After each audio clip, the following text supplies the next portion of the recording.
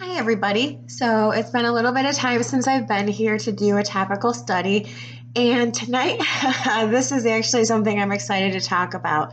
And it's something I have been thinking about and trying to figure out how to present it, what I want to say. Want to do it delicately, but also want to do it understandably so that I can make this clear if anybody is unclear or has questions or concerns about this or anything like that. It seems like when I sit down to do these, my nose always starts running. It's so weird. So tonight we're going to address the concept of agape love. Now, there might be a lot of you who are familiar with the chapter 1 Corinthians 13, and it talks about all the facets of love. Love is, love is, love is, love is.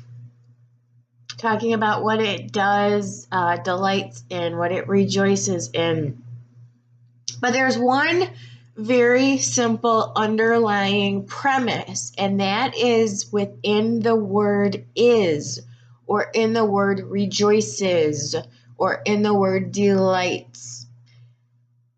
And that is that it's present tense. If any of you have studied grammar or remember this from growing up, when you're learning the verb tenses of the word is, it's a being verb. God is love. Is present tense. And this is precisely why at the very end of all of going through what love is, it says love never fails. Why? Because love is always present tense. It's not past tense. It's not future tense. It's always present tense. That is why it doesn't fail, because it's always present tense. And so as we go through this, I want you to keep in mind this statement. Love is a perpetual present tense state of being. Hopefully, if you don't understand why I'm saying that now, you'll understand that when we're done. So, first and foremost, God is love, a perpetual present tense state of being. Love is what God is. It's his very nature. It is a perpetual present tense state of being. It's never going to be past tense. It's never going to be future tense. God is. When we read in the Old Testament where it says he is the I am, a perpetual present tense state of being. The difference is that he's speaking in the first person saying I am. Am is first person. Am is second tense or second person or third person. You're referring to something or someone else. When you're saying love is, it's still present tense, but it's not first person. Like when God is saying I am, you're talking about something else. So you're using second or third person.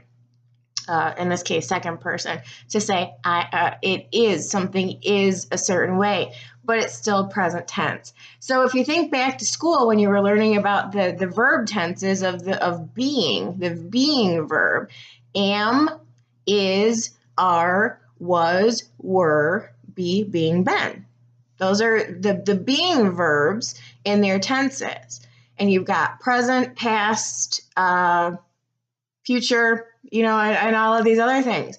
But the focus here is on the word is.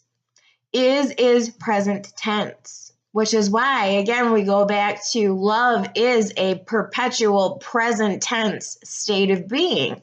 And this is agape love.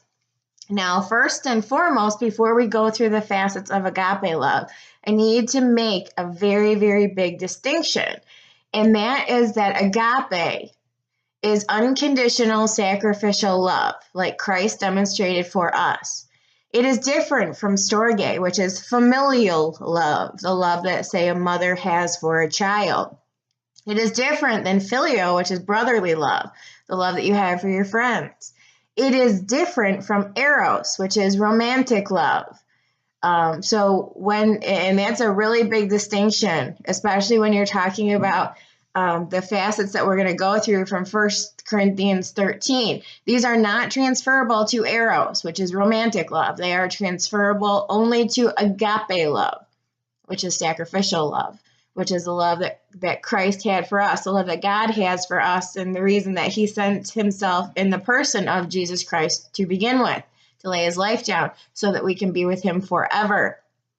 So we need to make distinctions between these other kinds of love and agape. And that's really, really important as we go through this, because those other type of loves aren't necessarily unconditional. Should they be? That's a different conversation, but they aren't necessarily. And so these facets of agape that we're going to go through are not transferable to storge or phileo or eros. These other kinds of love that are defined by different Greek words, they are related to agape only. And we have to remember that God is love. Agape, the love that even in Ephesians 5 that a husband is to have for a wife is not eros. It's agape. It's that sacrificial love. The love that Christ had for the church, which is exactly what the teaching there is. He's relating it to a husband and wife, but saying this is the love that Christ has for the church. So we go to 1 Corinthians 13, and I'm just going to read this chapter, and we're going to get into it. And at the end, when it says love never fails, why? Why does love, agape love, the sacrificial love? Because it's not ever past tense. It's not ever future tense. It's not something that's going to happen. It's not something that has already happened and has an endpoint. It's a perpetual present tense state of being. And so when you understand this, when you understand that the fruits of the Spirit is listed in Galatians 5, when it says the fruits of the Spirit are love, it is a perpetual present tense state of being. That is the type of love that the Spirit allows us to show other people. First and foremost, that we must have for ourselves. Matthew 20:22 is where we're first introduced to this, or one of the first places we're introduced to this, where the legal expert came tempting Jesus, and he says, Master, what is the greatest commandment in the law? And Jesus says, thou shalt love the Lord thy God with all thy heart, soul, and strength. The second is like unto it, thou shalt love thy neighbor as thyself. On these two commandments hang all the law and all the prophets. So what we learn from this is that we're first and foremost to love the Lord our God with all our heart, soul, and strength. The second is that we love our neighbor as ourselves, which the premise is that we love ourselves in order that we love our neighbor. And this is agape. This isn't storge or phileo or eros. This is agape. This is the sacrificial love that is this perpetual, meaning it doesn't end. Perpetual present tense, which is why it's love is. It's not love was or love will be. It's love is. State of being. It's the way that you become through the power of the Spirit, which is why it's a fruit of the Spirit. Because the Spirit in us allows us to demonstrate the love that Christ has for the church. First to ourselves, and secondly to others. You cannot love someone else more than you love yourself. You have to understand what this is in order to have this love for yourself. Can you be patient with someone else if you're not patient with yourself? You can't. You're only going to be able to demonstrate to others what you are able to demonstrate to yourself.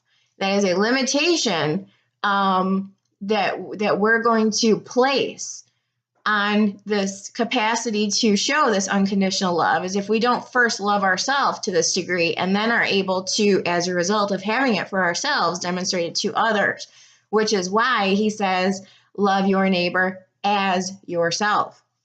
So the premise that rests upon is that you understand and can demonstrate this to yourself and then show that to others as well.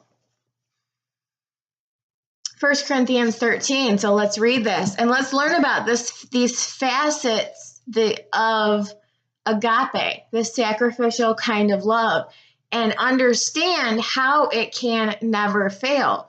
because it becomes a perpetual present tense state of being. Love is these things. So let's go to 1 Corinthians 13:1. Though I speak with the tongues of men and of angels, and have not charity or love, I am become as sounding brass or a tinkling cymbal. And though I have the gift of prophecy and understand all mysteries and all knowledge, and though I have all faith so that I could remove mountains and have not charity, I am nothing. And though I bestow all my goods to feed the poor, and though I give my body to be burned and have not charity, it profiteth me nothing. So he's saying, I have this knowledge or I have this ability, but I don't have it, I don't demonstrate love along with it, then it's nothing. He says, though I might have faith, but I don't have love, what profiteth me? Or if I give all of these things away, but I don't have love, then my reasoning is wrong. Charity suffereth long. Love is patient and is kind. Charity envieth not. Charity vaunteth not itself. It's not proud. It's not boastful. It's not puffed up. Notice that these are all is present tense. So this love, this sacrificial love, these facets of agape are all present tense. This is why it doesn't end. It is a perpetual present tense state of being. Doth not behave itself unseemly. Seeketh not her own. Is not easily provoked. Thinketh no evil. Rejoiceth not in iniquity, but rejoiceth in the truth. Beareth all things, believeth all things, hopeth all things, endureth all things. Charity never faileth. So when you're looking at these things, and I know that I've struggled to understand this never failing, because there are things that we could do better, or times when we give up, or whatever. So how can we be loving if we give up on something? Because the sacrificial love is a perpetual present tense state of being. It's not that things don't end. It's that when it says charity doesn't fail or love never fails, it's because it is perpetual. Like God is love. That is part of his being. It is a perpetual state of being in the present tense. And all of these things that describe love are written in the present tense. It is this way. So when you love, you are being this way, perpetually, present tense state of being. And every time that you have the opportunity to demonstrate this, you are being a certain way that is conducive to the demonstration of agape love. That's why it says it never fails. That doesn't mean that relationships don't end, or situations don't end, or things don't, like you can't ever, I hope people understand what I'm talking about with this. It's like you had to give in, or stop doing something a certain way and go another route or something like that. And you're thinking, love doesn't give up. I'm a failure because I gave up. What it's talking about here when it says love doesn't fail is that there's no end to agape love. It is a present tense. Love is these things. God is love. That's what it's talking about when it says it never fails, is there's not an end point to this. It is a perpetual present tense state of being, the way that this is written. Agape love doesn't have an end. That's why it doesn't fail, because it is. Remember the being verbs. Am. God is the I am. Was, is, will be, has always been. It's a perpetual present tense written in the first person. God is saying he is the I am. So when we're talking about love is, or something else is, we're saying it is a present tense. It's just we're talking about something that's not ourself. Am is are. That are is they are. Just multiples are present. Multiple things or people or whatever are present tense. Am is are. And you have was or were. Those are past. Love isn't being described as a was or a were. It is a perpetual, never ending. It's just always in the present tense. So it's always going to be a present tense. And that's why it doesn't fail, because it's always in the present. So charity never faileth. But whether there be prophecies, they shall fail. Whether there be tongues, they shall cease. Whether there be knowledge, it shall vanish away, because those things are not perpetual present tense states of being. There are things that have endpoints, so they're going to be a was or a were at some point. For we know in part and we prophesy in part, but when that which is perfect is come, that which was in part shall be done away. So those are limited. They have lifespans. Love does not. It says, when I was a child, I spake as a child. I understood as a child. I thought as a child. But when I became a man, I put away childish things. For now we see through a glass darkly, but then face to face. Now I know in part, but then I shall know even as I am known. And now abideth faith, hope, charity, these three, but the greatest of these is love. So it's saying these other things have an endpoint. They will at some point become a past. Love is a perpetual present tense state of being. It's never going to end. And that's why it doesn't fail. It never fails, because it's always a present tense. It's never going to be a past tense, and it's not a future tense. It's God is love, and agape love, the sacrificial love that we have the capacity to demonstrate to self first and then to neighbor as a fruit of the Spirit, being love, joy, peace, patience, goodness, kindness, faithfulness, gentleness, self-control. Against such things there is no law. Fruits of the Spirit, the first one being love, is a perpetual present tense state of being, different from storge or filio or eros, different from these, very, very different. And love doesn't have an end. Other things might, but never love.